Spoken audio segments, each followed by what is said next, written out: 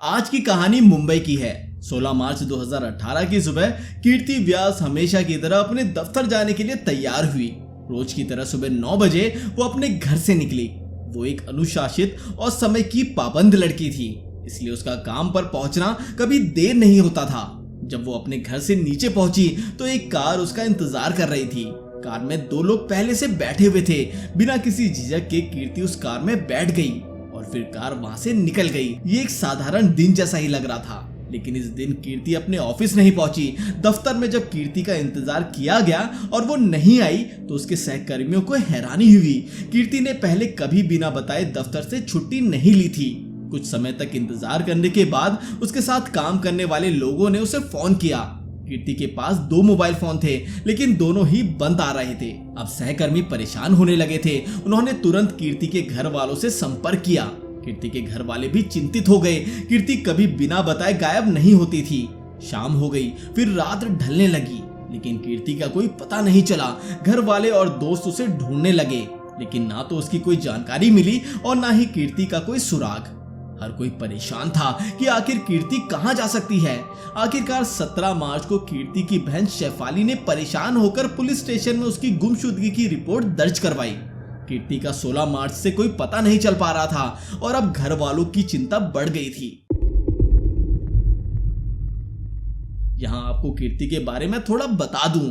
28 साल की कीर्ति मुंबई के ग्रांट रोड स्थित भारत नगर रेजिडेंट में अपने परिवार के साथ रहती थी। वो एक जिम्मेदार और मेहनती लड़की थी जिसने अपने करियर में अच्छी पहचान बनाई थी। कीर्ति अभिनेता और फिल्म निर्माता फरहान अख्तर की पूर्व पत्नी अधुना भवानी के सैलून बी ब्लंट में फाइनेंस मैनेजर के तौर पर काम करती थी और उनका ये दफ्तर था अंधेरी वेस्ट में, तो ये वहां नौकरी किया करती थी। अब कीर्ति की बहन शेफाली ने 17 मार्च को डीबी मार्ग पुलिस स्टेशन जाकर उसकी गुमशुदगी की रिपोर्ट दर्ज करवाई। तो उसने बताया कि कीर्ति 16 मार्च की सुबह घर से दफ्तर जाने के लिए निकली थी, लेकिन उसके बाद से उसका कोई अता पता नहीं है।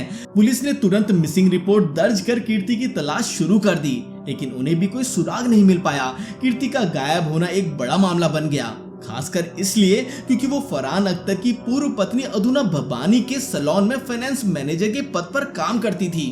जब कीर्ति का कोई पता नहीं चला तो फरहान अख्तर ने भी खुद लोगों से मदद की अपील की। उन्होंने सोशल मीडिया पर ट्वीट किया और लोगों से अनुरोध किया कि अगर कोई कीर्ति के बारे में कुछ जानता है तो वो तुरंत जानकारी दे। उसके साथ ही शहर में जगह जगह कीर्ति की गुमशुदगी के पोस्टर भी लगाए गए। पुलिस ने मामले को गंभीरता से लिया और तेजी से काम करना शुरू कर दिया। हालांकि कई दिनों की तलाश के बाद भी कोई ठोस जानकारी नहीं मिल पाई। जब 18 मार्च को मिसिंग रिपोर्ट दर्ज होने के बाद भी कोई नतीजा नहीं निकला तो 5 अप्रैल को यह मामला क्राइम ब्रांच को सौंप दिया गया।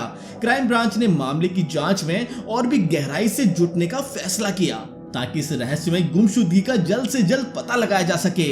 अब जब मुंबई पुलिस की क्राइम ब्रांच ने इस मामले की तफ्तीश शुरू की तो सबसे पहले उन्होंने कीर्ति के घर से लेकर उसके दफ्तर तक के सभी संभावित रास्तों की जांच की। इस दौरान उन्होंने उन सभी इलाकों के सीसीटीवी फुटेज खंगालने शुरू किए जहां कीर्ति 16 मार्च की सुबह दिखाई दी थी। सीसीटीवी फुटेज से ये सामने आया कि कीर्ति जब सुबह अपने घर से बाहर निकली थी तब उसके घर के नीचे एक इको स्पोर्ट कार आकर रुकी थी। इको स्पोर्ट कार के नंबर से पता चला कि इस कार का मालिकाना हक 42 साल की एक महिला खुशी सहजवानी के नाम पर था। पुलिस ने खुशी सहजवानी की जानकारी निकाली तो पता चला कि वो भी इसी सैलून में काम करती थी जहां कीर्ति फाइनेंस मैनेजर थी। अब पुलिस खुशी सहजवानी के पास पहुंची और उससे पूछताछ शुरू की।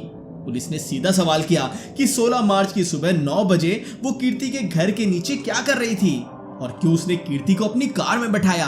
सीसीटीवी फुटेज में साफ दिख रहा था कि कार में सिर्फ खुशी ही नहीं बल्कि उसके साथ 2 लोग और थे। तीसरी थी कीर्ति जो कार में पिछली सीट पर बैठी हुई थी। अब पुलिस ने खुशी को बुलाकर पूछताछ की। खुशी ने माना, हाँ मैं 16 मार्च की सुबह कीर्ति के घर आई थी। मैं दफ्तर जा रही थी और मेरे साथ सिद्धेश भी था। सिद्धेश भी हमारे सैलून में अकाउंटेंट है। आपको बता दूं सिद्धेश भी इसी अंधेरी वेस्ट में इसी ब्लंट सैलून में एक अकाउंटेंट के तौर पर काम करता है। खुशी और कीर्ति इसी ऑफिस में काम करते थे, यानी वो तीनों एक ही जगह काम करते थे। खुशी ने बताया, हमने कीर्ति से कहा कि चलो हम तुम्हें दफ्तर छोड़ देते हैं, लेकिन कीर्ति ने कहा कि उसे ग्रांट रोड स्टेशन पर उतार दो। वो हमेशा वहीं से लोकल ट्रेन पकड़कर ऑफिस जाती थी। तो हमने उसे ग्रांट रोड स्टेशन पर उतार दिया और फिर हम सीधे दफ्तर चले गए। अब खुशी तो ये बताकर निकल गई। खुशी ने इस कहानी को बताकर खुद को इस मामले से अलग कर लिया था। पुलिस ने ये जानने के लिए कि खुशी और सिद्धेश सच में दफ्तर गए थे या नहीं, उनके ऑफिस की हाजिरी चेक की। रिकॉर्ड देखने पर पता चला दोनों उस दिन सुबह से लेकर शाम तक दफ्तर में मौजूद थे। उनकी हाजिरी भी दर्ज थी, जिससे ये तो साफ हो गया था कि उन्होंने जो कहा था वो सच था। क्राइम ब्रांच की टीम को अभी भी कीर्ति का कोई सुराग नहीं मिल पा रहा था। जांच में अब तक कीर्ति के ग्रांट रोड स्टेशन पर उतरने के बाद के बारे में कोई ठोस जानकारी नहीं मिल पाई थी और मामला और भी पेचीदा होता जा रहा था। क्राइम ब्रांच की टीम ने अब कीर्ति के घर से लेकर ग्रांट रोड स्टेशन पर सारे सीसीटीवी फुटेज जहां जहां रास्ते में थे खंगालने शुरू किए। ग्रांट रोड स्टेशन के बाहर इको स्पोर्ट कार जो खुशी की थी वो कहीं नजर नहीं आई। हाँ, इस तलाश के दौरान एक कैमरा हाथ लगा जहां से वो घर से गुजरी थी। पहले तो उसने ये देखा कि इस इको स्पोर्ट कार के अंदर 3 लोग बैठे हुए हैं। कार खुशी चला रही है, उसके बराबर में सिद्धेश बैठा है और पिछली सीट पर कीर्ति बैठी है। अब पुलिस की जांच में एक बड़ा ट्विस्ट तब आया जब कार एक और जगह 7 रास्ता रोड से होकर गुजरी। वहां के सीसीटीवी कैमरे में साफ दिखा कि कार में सिर्फ 2 लोग ही थे, खुशी और सिद्धेश, लेकिन कीर्ति कार में नहीं थी। हैरानी की बात तो ये थी कि ठीक 7 मिनट पहले कीर्ति कार में बैठी थी और अब अचानक से गायब हो गई थी। इससे साफ हो गया कि कुछ तो गड़बड़ थी, क्योंकि इस दौरान कार ग्रांट रोड स्टेशन की तरफ नहीं गई थी। कार इधर उधर घूम रही थी और इसके बाद पुलिस के पास कोई ठोस लीड नहीं बची। अब पुलिस ने एक नया तरीका अपनाया। उन्होंने सोचा कि खुशी की कार के पिछले कुछ दिनों के मूवमेंट पर नजर डाली जाए। पुलिस ने सीसीटीवी फुटेज खंगालने का फैसला किया ताकि ये पता चल सके कि खुशी की कार पिछले 10 से 12 दिनों में किस किस रूट में जाती थी और किन रास्तों पर अक्सर देखी गई है। इससे पुलिस को उम्मीद थी कि शायद कोई और सुराग मिल जाए जिससे कीर्ति की गुमशुदगी का रहस्य सुलझाया जा सके।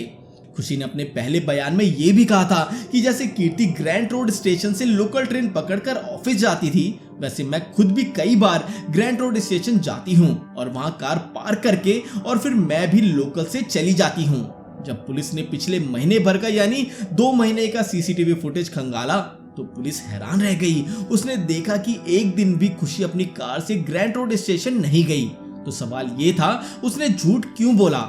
यहीं से क्राइम ब्रांच की टीम का शक खुशी पर गहराने लगा। पुलिस के पास कीर्ति के गायब होने का कोई ठोस सबूत या गवाह नहीं थे और लगभग 50 दिन बीत चुके थे। मई का महीना आ गया था, लेकिन कीर्ति का अब तक कोई सुराग नहीं मिला। पुलिस ने इस दौरान खुशी और सिद्धेश से कई बार पूछताछ की, लेकिन हर बार की तरह कोई ठोस जानकारी देने में नाकाम रहे। आखिरकार पुलिस ने एक दिन कहा, अब हमें आपकी कार की तलाशी लेनी होगी। ये कदम पुलिस के लिए बहुत अहम था, क्योंकि कार की जांच से शायद मामले में कुछ नया सुराग मिल सके और कीर्ति की गुमशुदगी का रहस्य खुल सके। अब पुलिस ने इको स्पोर्ट कार को उठाकर कलीना फॉरेंसिक लैब भेज दिया, उस उम्मीद में कि शायद कार में कोई ऐसा सुराग मिल जाए जिससे कीर्ति के गायब होने की गुत्थी सुलझ सके। कुछ दिनों बाद फॉरेंसिक लैब से खबर आई, कार के अंदर खून के सूखे धब्बे पाए गए थे। अब सवाल ये था कि ये खून किसका है। पुलिस को शक हुआ कि शायद ये खून कीर्ति का हो सकता है। इसकी पुष्टि के लिए पुलिस ने कीर्ति की मां का डीएनए सैंपल लिया और उसे कलीना लैब भेज दिया। कुछ समय बाद रिपोर्ट आई और जो सबसे बड़ा खुलासा हुआ उसने सभी को चौंका दिया। कार के अंदर मिले खून के धब्बे कीर्ति की मां के डीएनए से मैच कर गए। इसका मतलब ये था कि कार में जो खून मिला था वो कीर्ति का ही था। अब पुलिस के पास इस बात का पक्का सबूत था कि कीर्ति के साथ कुछ बड़ी अनहोनी हुई थी और इस घटना में खुशी और सिद्धेश का हाथ होने का शक और भी गहरा हो गया था। अब पुलिस के पास काफी सबूत थे। ये मर्डर 16 मार्च 2018 को हुआ था और ये दोनों मई 2018 को गिरफ्तार हुए। कीर्ति को गायब हुए मई 2018 तक लगभग 50 दिन हो चुके थे। पुलिस खुशी और सिद्धेश दोनों को गिरफ्तार कर लेती है। दोनों से पूछताछ की जाती है। हत्या वाले दिन दोनों आरोपी अपनी इको स्पोर्ट कार से कीर्ति से मिलने गए। 16 मार्च को खुशी सजलानी और सिद्धेश तामांद कर सुबह सुबह डीबी मार्ग इलाके में चले गए। वहीं कीर्ति का घर था। जैसे ही वो घर से ऑफिस के लिए निकली, दोनों ने उसे बहाने से अपनी कार में बैठा लिया। कार जैसे ही आगे चली तो सिद्धेश ने किसी बहाने से कार को रोकने को कहा और फिर कीर्ति के पास जाकर बैठ गया। फिर कीर्ति और सिद्धेश में किसी बात पर बहस हुई। सिद्धेश का गुस्सा उस दिन इतना बढ़ गया कि उसने आवेश में आकर कीर्ति का गला दबा दिया। गला घोटने के बाद जब कीर्ति की सांसें थम गई, तब दोनों को एहसास हुआ कि उन्होंने कीर्ति की जान ले ली है। अब उन्हें अपनी गलती का एहसास होने के बजाय इस बात की चिंता सताने लगी कि लाश का क्या किया जाए। उन्होंने कीर्ति के शरीर को कार की पिछली सीट के नीचे छिपा दिया। आपको ये भी बता दूं कि ये हत्या दिन दहाड़े सरेआम कार के अंदर ही की गई थी, लेकिन किसी को भी इसकी भनक तक नहीं लगी। हत्या के बाद दोनों ने कीर्ति के शव के 3 टुकड़े किए और उन्हें कार के अंदर ही छिपा दिया। विंडो स्क्रीन पर सनशेड्स लगा दिए ताकि बाहर से कोई कार के अंदर ना झांक सके। गर्मी के मौसम का फायदा उठाते हुए उन्होंने ये भी सोचा कि सनशेड्स के कारण किसी को शक नहीं होगा कि कार के अंदर कीर्ति का शव रखा हुआ है और किसी को भी इस भयानक अपराध की भनक तक नहीं लगी। इसके बाद सिद्धेश कार से उतरकर परेल में अपने घर चला गया और फिर वहां से सीधे अपने ऑफिस पहुंच गया। इसी बीच खुशी सजलानी लाश को उसी गाड़ी में लेकर सांता क्रूज स्थित अपने अपार्टमेंट पहुंची। वहां उसने गाड़ी को पार्क किया और फिर खुद अपने अंधेरी स्थित ऑफिस के लिए रवाना हो गई। लाश पूरे 7 घंटे से अधिक समय तक गाड़ी के अंदर ही पड़ी रही, जिसे ठिकाने लगाने का काम अभी बाकी था। दोनों अपने अपने ऑफिस में दिन भर नॉर्मल तरीके से काम करते रहे, मानो कुछ भी ना हुआ हो। उन्होंने पूरे दिन इस तरह का रवैया अपनाया जिससे किसी को शक ना हो सके। शाम को ऑफिस से निकलते समय भी उन्होंने अपने कामकाज में किसी प्रकार की गड़बड़ी नहीं आने दी। शाम करीब 5 बजे दोनों आरोपी अपने अपने ऑफिस से कुछ मिनटों के अंतराल पर निकले और सांता क्रूज वापस आ गए। इसके बाद शाम लगभग 6 बजे वे दोनों शव को ठिकाने लगाने के लिए गाड़ी को माहौल पोर्ट ट्रस्ट इलाके में ले गए। वहां उन्होंने शव को फेंक दिया, ये मानते हुए कि पुलिस कभी उसे ढूंढ नहीं पाएगी। ये मामला करीब 6 साल पुराना है। इस दौरान जांच एजेंसियां कीर्ति की लाश और उसके अवशेष तक पहुंचने में नाकाम रही है। इससे पता चलता है कि दोनों ने हत्या को इतने सुनियोजित तरीके से अंजाम दिया था कि आज तक कोई पुख्ता सबूत नहीं मिल पाया। खैर, खुशी 42 साल की शादीशुदा महिला थी, जबकि सिद्धेश 28 साल का अविवाहित युवक था। दोनों के बीच अफेयर चल रहा था, लेकिन खुशी ने अपने पति को इसकी भनक तक नहीं लगने दी। वो इतनी चतुराई से अपने रिश्ते को छुपा रही थी कि उसके घर वालों को भी कोई शक नहीं हुआ। घर पर खुशी एक आदर्श पत्नी की तरह रहती ताकि उसकी शादीशुदा जिंदगी पर कोई असर ना पड़े और पति को उनके बीच चल रहे इस रिश्ते का अंदाजा भी ना हो सके। सिद्धेश और खुशी ने कत्ल कैसे किया ये तो साफ हो चुका था, लेकिन कत्ल क्यों किया इसका खुलासा होना बाकी था। असल में सिद्धेश भी ब्लंट कंपनी में 4 साल से अकाउंटेंट के तौर पर काम कर रहा था। शुरुआती 3 साल तक उसका काम अच्छा चल रहा था, लेकिन 2017 में उसकी परफॉर्मेंस खराब हो गई। इसी खराब परफॉर्मेंस की वजह से कीर्ति, जो कंपनी की फाइनेंस मैनेजर थी, उसने सिद्धेश को 1 महीने का नोटिस दे दिया था। दरअसल 2017 में केंद्र सरकार ने जीएसटी लागू किया था। तब से सिद्धेश को जीएसटी के काम को समझने में दिक्कत हो रही थी। इस वजह से उसका काम ढंग से नहीं हो पा रहा था और कंपनी के वित्तीय मामलों में गड़बड़ी हो रही थी। कीर्ति को लगने लगा था कि सिद्धेश के खराब काम की वजह से उसकी प्रोफेशनल इमेज खराब हो रही है और लोग भी उसे गलत समझने लगेंगे और कंपनी में उसकी बदनामी हो रही थी। इसलिए उसने मजबूर होकर सिद्धेश को 1 महीने का नोटिस दे दिया था, ताकि अगर वो अपना काम सुधार नहीं पाता तो उसे नौकरी से निकाला जा सके। सिद्धेश को यह डर सताने लगा कि अगर उसने अपना काम ठीक नहीं किया तो उसकी नौकरी चली जाएगी। इसी डर और गुस्से में उसने अपने दिमाग में कीर्ति को खत्म करने का प्लान बना लिया। उसे लगा कि अगर कीर्ति ही नहीं रहेगी तो उसके ऊपर से ये नौकरी का खतरा भी टल जाएगा। इसी सोच में डूबकर उसने खुशी के साथ मिलकर कीर्ति की हत्या की योजना बनाई और हत्या से पहले सिद्धेश ने कीर्ति को समझाने की कोशिश की थी कि उसकी नौकरी पर खतरा मंडरा रहा है। उसने कीर्ति से कहा कि उसकी परफॉर्मेंस खराब होने की वजह से वो पहले से ही बहुत तनाव में है और अगर उसे नौकरी से निकाल दिया गया तो उसके लिए दूसरी नौकरी पाना बहुत मुश्किल हो जाएगा।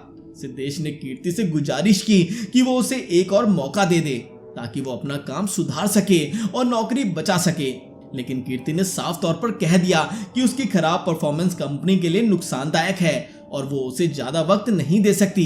इस पर सिद्धेश का ये डर और पक्का हो गया कि अगर कुछ नहीं किया गया तो उसकी नौकरी चली जाएगी। उसको समझाने का कोई असर ना होने पर गुस्से और डर के चलते उसने खुशी के साथ मिलकर इस खौफनाक कदम को उठाया और एक हत्या कर दी।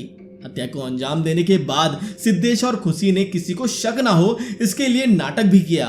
उन्होंने दिखाया कि वे भी कीर्ति व्यास को ढूंढ रहे हैं ताकि मामले में उनकी भूमिका छुपी रह सके, लेकिन जैसे जैसे जांच आगे बढ़ी उनके राज खुलते चले गए। ये मामला शीना बोरा हत्याकांड की तरह हाई प्रोफाइल था, इसलिए उस समय में Mumbai police commissioner Dattatray Padsalgikar, crime branch chief Sanjay Saxena ने इसे खुद मॉनिटर किया।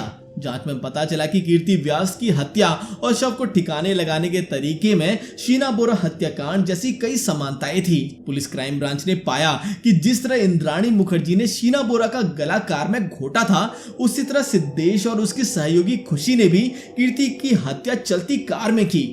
हत्याकांड में एक और समानता ये थी कि शव को लंबे समय तक कार में रखा गया, ठीक उसी तरह जैसे शीना बोरा हत्याकांड में किया गया था। शव को कार में 7 घंटे से अधिक समय तक रखा गया था, जब तक कि सिद्धेश और खुशी ने यह तय नहीं कर लिया कि शव का क्या करना है और कहां ठिकाने लगाना है। 16 मई 2018 को हत्या की गई थी और आरोपी मई 2018 में गिरफ्तार हुए। 3 महीने के बाद इस केस में चार्जशीट दाखिल की गई। खुशी सजलानी को साल 2021 में सुप्रीम कोर्ट से जमानत मिल गई थी, लेकिन सिद्धेश अभी भी जेल में था। आखिरकार 28 मई 2024 को सेशन कोर्ट ने दोनों आरोपियों को आईपीसी की धारा 302 यानी हत्या के मामले में उम्र कैद की सजा सुनाई। आरोपियों ने कीर्ति व्यास का शव माहौल इलाके में फेंक दिया था, जहां मैंग्रोव का जंगल फैला हुआ है। शव को ढूंढने के लिए माहौल गांव के मछुआरों से मदद ली गई थी। क्राइम ब्रांच ने ड्रोन का इस्तेमाल किया। जांचकर्ताओं को संदेह था कि शव मैंग्रोव के बीच कहीं फंसा हो सकता है और उच्च ज्वार के दौरान झाड़ियों में प्रवेश करना मुश्किल था, इसलिए झाड़ियों के अंदर गहराई से देखने के लिए ड्रोन का उपयोग किया गया। पुलिस सूत्रों के मुताबिक माहौल पोर्ट ट्रस्ट क्षेत्र में नाला गैंग्रोव से ढका हुआ है और वहां लोमड़ियों का घर है। एक स्थानीय मछुआरे ने बताया कि गांव में जब भी किसी व्यक्ति की मृत्यु हो जाती है और उसे दफनाया जाता है तो लोमड़ी आकर उस जगह को खोद देती है। अगर उन्हें शव मिल जाता है तो वह उसे अपने साथ ले जाती है। पुलिस को डर था कि कीर्ति व्यास के शव के साथ भी ऐसा ही हो सकता है। ये एक ऐसा हत्या का मामला था जिसमें कातिल तो पकड़ लिए गए लेकिन लाश नहीं मिली। पुलिस को संदेह था कि शव शायद लोमड़ियों द्वारा ले जाया गया हो। इस वजह से जांच में कोई ठोस सबूत या शव के अवशेष नहीं मिल पाए। फिर भी सिद्धेश और खुशी को उनके जुर्म के लिए सजा सुनाई गई। 28 मई 2024 को सेशन कोर्ट ने दोनों को उम्र कैद की सजा दी। हालांकि वे कभी भी कीर्ति व्यास के शव की स्थिति और ठिकाने के बारे में पूरी तरह से जानकारी नहीं दे पाए। इस मामले का अंत ऐसे हुआ कि न्याय का एक हिस्सा पूरा हो गया, लेकिन कीर्ति व्यास के परिवार और समाज के लिए एक महत्वपूर्ण हिस्सा यानी शव कभी नहीं मिल पाया। तो दोस्तों, आपकी इस केस पर क्या राय है, हमें कमेंट करके जरूर बताएं। अगर आपको आज की हमारी ये वीडियो पसंद आई तो इसे लाइक और हमारे चैनल को सब्सक्राइब करना बिल्कुल ना भूलें। तो मिलते हैं अगली वीडियो में।